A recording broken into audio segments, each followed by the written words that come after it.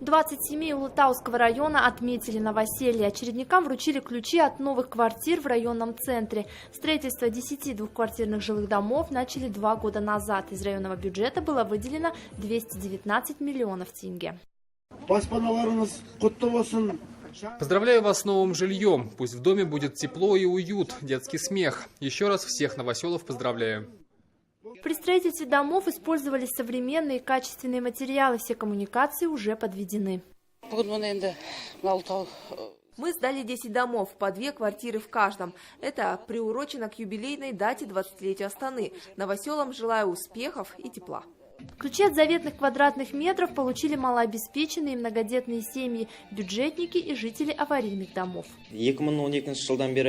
Я с 2012 года стоял в очереди, и вот в конце этого года получил жилье. Очень рад. Большое спасибо акимату Улытауского района. В очереди на получение жилья в Улытауском районе стоит 157 человек. В этом году это число сократилось до 137. В следующем в районе будет построено еще несколько объектов. Среди них 2 12-квартирных многоэтажных дома. Вера Шеллер, Аман Хамид, телеканал Сарыарка.